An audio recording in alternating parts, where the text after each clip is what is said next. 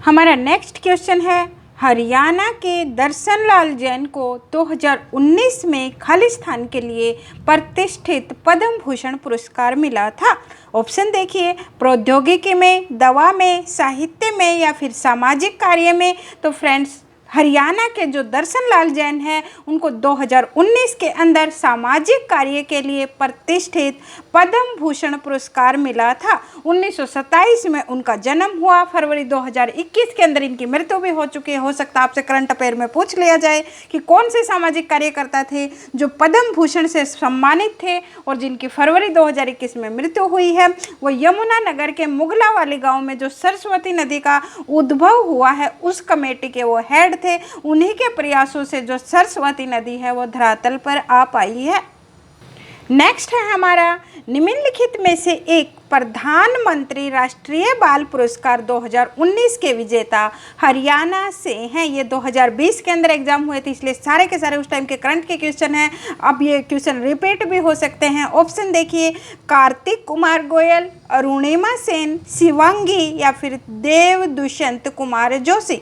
तो दोस्तों, जो ऑप्शन सी है शिवांगी, वो प्रधानमंत्री राष्ट्रीय बाल पुरस्कार 2019 के विजेताओं में से एक थी। नेक्स्ट है आपका क्वेश्चन, हरियाणा ने पुणे में आयोजित खेलो इंडिया गेम्स 2019 में पदक तालिका में खालिस्तान स्थान हासिल किया है। सबसे पहले तो आपको पता होना चाहिए क्योंकि 2020 और 21 के तो ये गेम्स हुए ही नहीं कोरोना की वजह से। जो खेलो इंडिया यूथ गेम्स 2019 हैं वो पुणे में आयोजित हुए थे और हरियाणा ने उसमें दूसरा स्थान प्राप्त किया था। पहला स्थान महाराष्ट्र को मिला था, दूसरा स्थान जो है वो हरियाणा को मिला था। नेक्स्ट क्वेश्चन है आपका, हरियाणा से गुजरने वाले दो प्रमुख और महत्वपूर्ण औद्योगिक गलियारे, एक का नाम है DMIC और दूसरे का नाम है AKIC। जहां पर DMIC का मतलब आपको ऑलरेडी बताया गया है, जिसका मतलब है दिल्ली मुंबई इंडस्ट्रियल कॉरिडोर, और आपसे AKIC का मतलब पूछा है। ऑप्शन देखिए, अहमदाबाद कन्याकुमारी इंडस्ट्रियल कॉरिडोर, अहमदाबाद कन्याकुमारी औद्योगिक गलियारा भी जिसको बोला जाता है। ऑप्शन बी पर है अंबाला कन्याकुमारी इंडस्ट्रियल कॉरिडोर या फिर अंबाला कन्याकुमारी औद्योगिक गलियारा बोला जाए। ऑप्शन सी है अमृतसर कोलकाता इंडस्ट्रियल कॉरिडोर या फिर अमृतसर कोलकाता औद्योगिक गलियारा भी लिखा आ सकता है। और ऑप्शन डी पर देखिए, औरंगाबाद कोहिमा इंडस्ट्रियल कॉरिडोर। दोस्तों, इसके अंदर से आपको पढ़ने से ही पता चल जाएगा जो हमारा नेशनल हाईवे 1 और 2 है वो है अमृतसर कोलकाता इंडस्ट्रियल कॉरिडोर या फिर आप उसको बोल सकते हो अमृतसर कोलकाता औद्योगिक गलियारा, जिसकी शॉर्ट फॉर्म है AKIC। DMIC का भी ध्यान रखना, हो सकता है आपकी बार आपसे AKIC पूछा है, अगली बार आपसे DMIC पूछ लिया जाए। DMIC था आपका दिल्ली मुंबई इंडस्ट्रियल कॉरिडोर और AKIC है Amritsar Kolkata industrial corridor. Next question है आपका, हरियाणा केसरी के नाम से किसे जाना जाता है? चौधरी देवीलाल को, चौधरी बंसीलाल को, बनवारी लाल को या फिर पंडित नेकीराम शर्मा को? तो दोस्तों, ये सारे के सारे ऑप्शन आपने बहुत बार बार पढ़े हैं। चौधरी देवीलाल जो हरियाणा के निर्माता के तौर पर भी जाने जाते हैं, स्वतंत्रता सेनानी के तौर पर, जो हरियाणा के मुख्यमंत्री भी रहे और भारत के उप प्रधानमंत्री तक बने हैं। और ऑप्शन बी पर हैं चौधरी बंसीलाल, जिन्हें हरियाणा के लौह पुरुष कहा जाता है। और जो ऑप्शन डी पर हैं पंडित नेकीराम शर्मा, इनको हरियाणा केसरी कहा जाता है। पंडित नेकीराम शर्मा का जन्म 4 सितंबर, वैसे बहुत सारी बुक्स के अंदर 7 सितंबर भी दिया होता है, लेकिन जो HSSC मानती है वो है 4 सितंबर 1887 को कलंगा गाँव, जो उस वक्त रोहतक में होता था, वर्तमान भिवानी के अंदर है, वहाँ पर इनका जन्म हुआ था। इन्होंने स्वतंत्रता संग्राम के अंदर भी भाग लिया था। और 1930 के अंदर जो इनकी पत्रिका बार बार पूछी जाती है, संदेश नामक पत्रिका थी, हिंदी भाषी पत्रिका थी और साप्ताहिक पत्रिका थी, जो बार बार एग्जाम के अंदर आती है। संदेश नामक पत्रिका किसकी थी? पंडित नेकीराम शर्मा की थी, जिनको हरियाणा केसरी कहा जाता था। संदेश जो है वो हिंदी पत्रिका थी, साप्ताहिक पत्रिका थी। और एक और इनसे रिलेटेड क्वेश्चन आता है, द्वितीय विश्व युद्ध में हरियाणा से किसने सैन्य सैन्य भर्ती का विरोध किया था वो करने वाले भी पंडित नेकीराम शर्मा ही थे। सारे के सारे क्वेश्चन ध्यान रखना पंडित नेकीराम शर्मा से। पंडित नेकीराम शर्मा जन्म हुआ 4 सितंबर 1887 को, जो ऑलरेडी बहुत बार एग्जाम्स के अंदर पूछा जा चुका है। उस वक्त कलंगा गांव रोहतक के अंदर था, वर्तमान भिवानी के अंदर है। 1930 के अंदर इनकी संदेश नामक पत्रिका आई, हिंदी पत्रिका थी, साप्ताहिक पत्रिका थी। और द्वितीय विश्व युद्ध में सैन्य भर्ती का विरोध करने वाले भी कौन थे?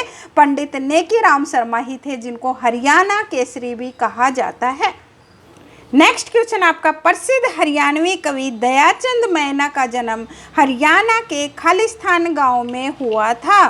दोस्तों दयाचंद मैना किसने नाम नहीं सुना, जिनको हरियाणा का जॉन मिल्टन भी कहा जाता है। बहुत बार एग्जाम में क्वेश्चन आया, हरियाणा का जॉन मिल्टन किसे कहा जाता है? हरियाणा का जॉन मिल्टन कवि दयाचंद मैना को कहा जाता है। और उनका गाँव जो है वो मैना गांव, या यहाँ पर मैना गांव भी लिखा गया है। चाहे मैना आए या मैना गाँव आए, वो रोहतक जिले के मैना गांव है। और इनके किस्से पूछे जाते हैं। इनका एक किस्सा था सुभाष चंद्र बोस का किस्सा, जो बहुत ज़्यादा प्रसिद्ध रहा। सुभाष चंद्र बोस के किस्से की रागनियाँ भी इनकी बहुत ज़्यादा जो हर जन के जुबान पर आई। और इनकी एक प्रसिद्ध रागनी जो डीजे पर बहुत सालों तक जो सुपरहिट रागनी रही वो थी पानी आड़ी पानी प्यादे, आपने भी बहुत बार सुनी होगी। और उन्हीं जॉन मिल्टन के सम्मान के अंदर दयाचंद मैना सम्मान पुरस्कार भी शुरू किया गया है, और जिसके अंदर 2 लाख रुपए का नगद पुरस्कार दिया जाता है।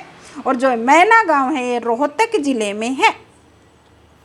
नेक्स्ट आपका क्वेश्चन है, खालिस्तान को हरियाणवी संगीत के सूर्य कवि से सम्मानित किया गया है। ऑप्शन देखिए, पंडित लक्ष्मीचंद, उदय भानुहंस, दयाचंद मैना या फिर जाट मेहर सिंह दहिया। ये सारे नाम आपने बार बार सुने होंगे। जो ऑप्शन ए पर हैं, पंडित लक्ष्मीचंद को हरियाणवी संगीत के सूर्य कवि से सम्मानित किया गया है। पंडित लक्ष्मीचंद से रिलेटेड बहुत बार एग्जाम के अंदर, हर एग्जाम में एक नया क्वेश्चन आना ही आना होता है। इनकी आपको कंप्लीट डिटेल पता होनी चाहिए। जो पंडित लक्ष्मीचंद थे, इनका जन्म सोनीपत के जाटी कला गांव में 1903 में हुआ। मात्र 1945 के अंदर ही इनकी मृत्यु हो गई। सिर्फ 42 ईयर्स ये जिंदा रहे, लेकिन उन्हीं 42 ईयर्स में इन्होंने ऐसा इतिहास रच दिया कि आज की युवा पीढ़ी भी इनके दिमाग पर शोध कार्य करने के लिए मजबूर है। कि एक अनपढ़ होते हुए आपसे पूछा जा सकता है कि जो पंडित लक्ष्मीचंद थे वो कितने पढ़े लिखे थे। दोस्तों पंडित लक्ष्मीचंद बिल्कुल अनपढ़ थे। वो उन्होंने कोई औपचारिक शिक्षा ग्रहण नहीं की थी, फिर भी उन्होंने इतने हाई लेवल के साहित्य की रचना की है कि जो आज हमारे स्टूडेंट्स हैं वो लिटरेचर के अंदर जो है उनका साहित्य के अंदर अगर बात की जाए तो उनके दिमाग पर आज भी जो हमारी रोहतक यूनिवर्सिटी है उसके स्टूडेंट्स ने उन पर शोध कार्य किया है। और दोस्तों इनके साथ साथ क्या कहा जाता है, इनको सूर्य कवि के नाम से भी जाना जाता है, संगीत का तानसेन भी कहा जाता है, सूफी दर्शन की मीरा भी कहा जाता है, और इनको संपूर्ण कविता का कालिदास भी कहा जाता है। एक एग्जाम में इनके गुरु का नाम भी पूछा गया था, तो इनके गुरु का नाम मान सिंह था और उनके 2 शिष्य थे, एक मांगेराम और दूसरा फौजी मेहर सिंह। देखो ऑप्शन डी पर आया है ना, जाट मेहर सिंह, ये पंडित लक्ष्मीचंद के शिष्य थे। और दीपचंद बहमन के बाद हरियाणा के ये दूसरे संगीत के शेक्सपियर कहे जाते हैं। हरियाणा के अंदर अगर सांग परंपरा की शुरुआत मानी जाती है वो दीपचंद बहमन से मानी जाती है, लेकिन उनके बाद दूसरे नंबर पर आते हैं जो वो पंडित लक्ष्मीचंद हैं। और मात्र 1945 में नहीं दोस्तों, 1948 के अंदर इनकी मृत्यु हो गई थी। कई जगह पर 1945 दिया गया है, कई जगह पर 1948 दिया गया है, तो आप इसको करेक्ट कर लेना। ऑप्शन के अंदर एक ही मिलेगा। वैसे अभी तक इनकी मृत्यु पूछी नहीं गई है। इसके साथ साथ आपको इनके कुछ प्रसिद्ध सांग भी पता होने चाहिए। अभी तक तो पूछे तो नहीं गए हैं, हो सकता है आपसे पूछ लिए जाएं। शकुंतला इनका एक सांग था, गोपीचंद, हरिश्चंद्र, सत्यवान स्यावत्री और द्रौपदी चीरहरण इनके प्रसिद्ध सांगों में से एक थे। और दोस्तों जो रिसेंट का इनसे रिलेटेड क्वेश्चन आ सकता है वो है दादा लक्ष्मी के नाम से जो हमारे प्रसिद्ध फिल्म निर्माता हिसार के जो यशपाल शर्मा हैं उन्होंने इन पर फिल्म बनाई है। फिल्म का नाम है दादा लक्ष्मी। कोरोना की वजह से अभी तक थिएटर्स में रिलीज नहीं हो पाई है, लेकिन उस फिल्म ने अभी न्यूज़पेपर के अंदर कुछ दिन पहले आया हुआ था कि इंटरनेशनल पर जो कॉम्पिटिशन्स होते हैं फिल्मों के उसमें काफ़ी प्राइज जीते हैं। और एक इनके नाम से दोस्तों सोनीपत के अटेरना गांव में विश्वविद्यालय भी बनाया गया है। नेक्स्ट आपका क्वेश्चन है, निम्नलिखित में से कौन सी नदी हरियाणा से होकर नहीं जाती है? सरस्वती लिखा है या सरस्वती नदी यहाँ पर आएगा, कौशल्या, गंगा या फिर यमुना नदी। तो दोस्तों सरस्वती, कौशल्या, यमुना तीनों हरियाणा की नदियाँ हैं, जबकि जो गंगा नदी है वो हरियाणा में नहीं बहती है। नेक्स्ट क्वेश्चन देखिए, हरियाणा की सबसे बड़ी प्राकृतिक झील कौन सी है? तो दोस्तों ऑप्शन देखिए, सूरजकुंड झील, सुखना झील, दमदमा झील या फिर तिलियार झील। तो सूरजकुंड झील है फरीदाबाद में है, सुखना झील चंडीगढ़ के अंदर है, तिलियार झील रोहतक के अंदर है, और जो दमदमा झील है वो हरियाणा की सबसे बड़ी प्राकृतिक नेचुरल लेक पूछी है दोस्तों, तो वो हरियाणा की सबसे बड़ी नेचुरल लेक है, 3000 एकड़ में फैली हुई है, मीठे पानी की झील है। सबसे ध्यान रखना, पूछा जा सकता है हरियाणा की कौन सी झील मीठे पानी की झील है? तो दोस्तों दमदमा झील हरियाणा की मीठे पानी की झील है और सबसे बड़ी प्राकृतिक झील है, और कहा जाता है कि सुखना झील से दमदमा झील लगभग 4 गुना बड़ी है। नेक्स्ट क्वेश्चन देखिए आपका, खालिस्तान हरियाणा, पंजाब और हिमाचल प्रदेश के बीच में स्थित है। अरावली रेंज, शिवालिक रेंज, मोरनी हिल्स या फिर टिपरा हिल्स। दोस्तों आप सभी को पता है अरावली हिल्स दक्षिण हरियाणा की वो जो पहाड़ियाँ हैं, मोरनी हिल्स हैं उत्तर हरियाणा में ही, लेकिन ऑप्शन बी देखिए आपको साथ में शिवालिक रेंज भी दिया है। जो मोरनी हिल्स हैं वो शिवालिक रेंज का ही हिस्सा है, बच्चे यहाँ पर गलती कर देते हैं। तो जो शिवालिक रेंज हैं वो हरियाणा, पंजाब और हिमाचल प्रदेश के बीच में स्थित हैं। कौन सी हैं? मोरनी हिल्स के साथ आप यहाँ पर नहीं जा सकते, अगर शिवालिक रेंज नहीं दे रखी होती तो आपको मोरनी हिल्स के साथ जाना पड़ता, लेकिन यहाँ पर शिवालिक रेंज कंप्लीट दी है, जो मोरनी हिल्स उसी का एक हिस्सा है। तो शिवालिक जो रेंज है वो हरियाणा, पंजाब और हिमाचल प्रदेश के बीच में स्थित है। नेक्स्ट आपका क्वेश्चन है, वर्तमान हरियाणा विधानसभा में कुल कितनी सीटें हैं? देखिए ऑप्शन 150, 90, 105 और 95। यहाँ पर तो आपके लिए बहुत आसान कर दिया गया, आपको कन्फ्यूजन की ज़रूरत ही नहीं है। तो हरियाणा विधानसभा की जो कुल सीटें हैं वो 90 सीटें हैं। हरियाणा विधानसभा की सीटों से रिलेटेड जो अलग क्वेश्चन आते हैं वो है 1 नवंबर 1966 को जब हरियाणा बना तब विधानसभा के अंदर कितनी सीटें थी? दोस्तों उस वक्त हरियाणा विधानसभा के अंदर 54 सीटें थी। उसके जस्ट एक साल बाद ही 1967 में सीटें बढ़ाकर 81 कर दी गई, और उसके 10 साल बाद 1977 के अंदर जो हरियाणा विधानसभा की सीटें हैं वो 90 कर दी गई थी। इसके साथ साथ आपको 2 क्वेश्चन और याद हो सकते हैं। एक बार हरियाणा में जब पहली बार राष्ट्रपति शासन लगा वो 1967 में लगा था, तब हरियाणा की विधानसभा की सीटें बढ़ाकर 81 की गई। दूसरा राष्ट्रपति शासन 1977 में लगा, तब हरियाणा विधानसभा की सीटें बढ़ाकर 90 कर दी गई थी। बहुत सारी बुक्स में आपने 91 विधानसभा की सीटें पढ़ी होंगी। हाँ, एक मेंबर होता था जिसको राज्यपाल मनोनीत कर सकता था, लेकिन अभी तक आज तक भी किसी राज्यपाल ने किसी सदस्य को मनोनीत नहीं किया, और हरियाणा के अंदर 104वां संविधान संशोधन करके जो मनोनीत सदस्य की वो सदस्य होता था राज्यपाल के द्वारा, उसको खत्म कर दिया गया। तो अब हरियाणा के अंदर वर्तमान विधानसभा में जो कुल सीटें हैं वो 90 हैं। इसके साथ साथ आपसे विधानसभा से रिलेटेड जो दूसरे क्वेश्चन आते हैं, कौन से जिले के अंदर विधानसभा की सीटें सबसे ज़्यादा हैं? तो वो हिसार जिला है जहां से विधानसभा की सीटें सबसे ज़्यादा हैं, और पंचकुला जिले में विधानसभा के जो निर्वाचन क्षेत्र हैं वो सबसे कम है। आपसे पहले हरियाणा के विधानसभा अध्यक्ष पूछे जाएं तो वो सन्नो देवी थे। पहले महिला विधानसभा अध्यक्ष पूछे जाए तो भी सन्नो देवी, और आपसे पूछा जाए हरियाणा के प्रथम पुरुष विधानसभा अध्यक्ष कौन थे? तो वो थे राव वीरेंद्र सिंह। और हरियाणा विधानसभा का आपसे भवन पूछा जाए तो वो चंडीगढ़ में है। और वर्तमान जो विधानसभा है वो हरियाणा की 14वीं विधानसभा चल रही है। दोस्तों 24 अक्टूबर 2019 से लेकर वर्तमान तक आपकी 14वीं विधानसभा है, जिसके अध्यक्ष हैं ज्ञानचंद गुप्ता जो पंचकुला से विधायक हैं। उपाध्यक्ष आपसे पूछे जाए रणवीर सिंह गंगवा हैं जो नड़वा हिसार से विधायक हैं। एक प्रोटेम स्पीकर पूछे जाते हैं, बहुत सारे एग्जाम में क्वेश्चन आया है, वो रघुवीर कादयान है जो झज्जर से विधायक हैं। मुख्यमंत्री हैं आपके मनोहर लाल खट्टर, उप मुख्यमंत्री हैं श्री दुष्यंत चौटाला, और आपसे विपक्ष के नेता पूछे जाएं तो वो है भूपेंद्र सिंह हुड्डा। विधानसभा से रिलेटेड इतने ही क्वेश्चन आते हैं, अभी तक तो इससे बाहर कोई क्वेश्चन आया नहीं है, आगे आएगा तो वो भी देखेंगे। आइए नेक्स्ट क्वेश्चन करते हैं। बिल्कुल रिसेंट का क्वेश्चन आया है फ्रेंड्स, देखना। हरियाणा में राज्य सरकार द्वारा संचालित बाल देखभाल संस्थानों का नाम बदलकर खालिस्तान रखा गया है, तो वो क्या है? जगन्नाथ आश्रम, बच्चन आश्रम, पोषण केंद्र या फिर इंदिरा आश्रम। तो दोस्तों जो आप इनको चाहे आप जो गवर्नमेंट द्वारा संचालित होते हैं, तो जो अनाथ बच्चे होते हैं जिनको पहले अनाथालय कहा जाता था, यहाँ पर कहा है सरकार द्वारा संचालित जो बाल देखभाल संस्थान है उनका नाम बदलकर अब उनको अनाथालय ना कहकर अब कहा जाएगा जगन्नाथ आश्रम। नेक्स्ट क्वेश्चन है, हरियाणा में खरीफ की फसल प्रमुख कौन सी है? ऑप्शन देखिए, गेहूं, मेथी, अलसी का बीज या फिर मूंगफली। खरीफ की फसलें दोस्तों सीधा सा याद रखना, जो सर्दियों के दौरान जो फसलें होती हैं वो खरीफ की फसलें होती हैं। तो गेहूं, मेथी, अलसी का बीज ये नहीं है। जो सबसे मेन फसल यहाँ पर मानी गई है वो मूंगफली होती है। खरीफ की फसल जो आप जून जुलाई के अंदर बोते हो, बाजरे वाली जो फसलें होती हैं। गेहूँ जो होता है वो अक्टूबर के अंदर बोकर अप्रैल के दौरान काटा जाता है। जो बोया तो सर्दी के दौरान जाता है, लेकिन उसकी कटाई गर्मी के दौरान होती है। और जो ये फसल होती है ये जुलाई के दौरान बोकर अक्टूबर नवंबर तक काट ली जाती है, वो खरीफ की फसल होती है। और यहाँ पर जो मेन खरीफ की फसल है वो मूंगफली है। नेक्स्ट आपका क्वेश्चन है, निम्नलिखित में से कौन सी मिट्टी हरियाणा में नहीं पाई जाती है? पर्वत की मिट्टी, कछार की मिट्टी, लाल मिट्टी या फिर काली मिट्टी। वैसे देखो दोस्तों, देखा जाए तो हरियाणा के अंदर ये चारों ही मिट्टियाँ पाई जाती हैं।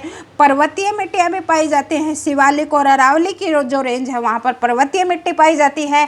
कछार की मिट्टी सिरसा एरिया में पाई जाती है। लाल मिट्टी भी सिरसा, हिसार, भिवानी के एरिया या यमुनानगर में भी लाल मिट्टी पाई जाती है। और जो काली मिट्टी है वो सिरसा के अंदर पाई जाती है। लेकिन यहाँ पर जो है, क्योंकि काली मिट्टी कपास के लिए सबसे ज़्यादा बेनिफिशियल होती है, जो हमारी कपास की फसल है वो हरियाणा के सिरसा ज़िले में सबसे ज़्यादा होती है। लेकिन यहाँ पर जो HSSC ने माना है वो माना है कि हरियाणा के अंदर काली मिट्टी नहीं पाई जाती, और हमें वही मानना पड़ेगा जो HSSC मानती है। तो हमारे अकॉर्डिंग भी क्या होगा, हरियाणा में काली मिट्टी कहीं पर भी नहीं पाई जाती है। नेक्स्ट क्वेश्चन है आपका, प्रसिद्ध कुरुक्षेत्र युद्ध या फिर महाभारत का युद्ध जिसको आप बोल सकते हो कि सिंहासन के लिए लड़ा गया था, कौन सी जगह के सिंहासन के लिए लड़ा गया था? Option A Indraprastha, option B Hastinapur, option C Gandhar और ऑप्शन डी है यदु। जिस बच्चे ने महाभारत देखी होगी उसको एक क्वेश्चन आता होगा। वैसे भी आजकल सारे क्वेश्चन बच्चों को आने लग गए हैं। महाभारत तो हर पेपर के अंदर एक ना एक क्वेश्चन डलता ही है। जो प्रसिद्ध कुरुक्षेत्र युद्ध था या महाभारत युद्ध था फ्रेंड्स, वो हस्तिनापुर के सिंहासन के लिए लड़ा गया था। इससे रिलेटेड जो अदर क्वेश्चन आते हैं, महाभारत का युद्ध जो था वो 18 दिन चला, 18 कोस में ही लड़ा गया। और कहा जाता है दोस्तों, जिस दिन युद्ध खत्म हुआ उस दिन 18 योद्धा ही जिंदा बचे थे। और महाभारत के 13वें दिन जो अभिमन्यु थे, अर्जुन पुत्र, उनका अभिमन्युपुर में वध कर दिया गया था। और हरियाणा में इनसे रिलेटेड वैसे तो सारा युद्ध हरियाणा का ही है, बहुत सारे क्वेश्चन आते हैं। एक और जो क्वेश्चन आता है वो ढूंढू तीरथ से रिलेटेड आता है। दुर्योधन को जब लगा कि अब युद्ध खत्म हो गया है, मैं युद्ध में नहीं जीत सकता, तो वो जींद के पास जाकर, एक ढूंढू तीरथ है वहाँ पर जाकर छिप गए थे, जहाँ से भीम ने वहाँ से उनको ढूंढा और उसका वध कर दिया। इसी वजह से उस जगह का नाम आज ढूंढू तीरथ पड़ा हुआ है। नेक्स्ट आपका क्वेश्चन है, हरियाणवी खालिस्तान भाषा की एक बोली है।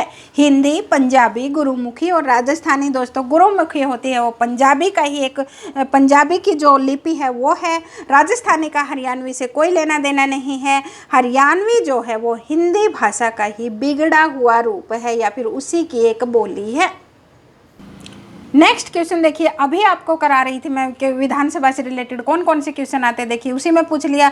वर्तमान में 1 दिसंबर 2019 तक का पूछा है, हरियाणा विधानसभा में विपक्ष के नेता निम्न में से कौन है? श्री मनोहर लाल खट्टर, श्री ज्ञानचंद गुप्ता, श्री भूपेंद्र सिंह हुड्डा या फिर RK नंदल। तो देखिए जो एक है वो CM है, दूसरे विधानसभा अध्यक्ष हैं। जो ऑप्शन C पर है, अभी आपको बताया था, श्री भूपेंद्र सिंह हुड्डा वर्तमान में जो हमारी 14वीं विधानसभा चल रही है उसके विपक्ष के नेता हैं। हरियाणा जीके के क्वेश्चन यहीं तक थे। नेक्स्ट आपके कुछ कंप्यूटर के क्वेश्चन आइए वो भी करते हैं। कंप्यूटर में एक्सेसिबिलिटी फीचर के क्या फ़ायदे हैं? ऑप्शन ए कंप्यूटर बहुत लागत प्रभावी हो जाता है। ऑप्शन बी सीमित क्षमता वाले कंप्यूटर का उपयोग कर सकते वाले लोग भी कंप्यूटर का उपयोग कर सकते हैं। ऑप्शन सी कंप्यूटर गरीबों के लिए सुलभ हो जाता है और ऑप्शन डी है कंप्यूटर अपने आप काम करता है। दोस्तों ऑप्शन डी का तो कोई लेना देना ही नहीं हो सकता है कि कंप्यूटर कभी अपने आप काम नहीं करता, उससे करवाना पड़ता है। कंप्यूटर एक मशीन है जिसको आप इंस्ट्रक्शन दोगे वही काम करेगा। कंप्यूटर गरीबों के लिए सुलभ हो जाए ये भी सही नहीं लगता, बहुत लागत प्रभावी भी सही नहीं है। तो कंप्यूटर का जो एक्सेसिबिलिटी फीचर है उसका मेन फायदा होगा जो सीमित क्षमता वाले लोग हैं, जो कम नॉलेज वाले लोग हैं, जिनको पूरा कंप्यूटर की नॉलेज नहीं है, वो लोग भी कंप्यूटर का उपयोग कर सकते हैं। नेक्स्ट क्वेश्चन आपका, निम्नलिखित में से कौन एक कमांड लाइन ऑपरेटिंग सिस्टम है? विंडोज 7, विंडोज 2000, यूनिक्स या फिर iOS 10?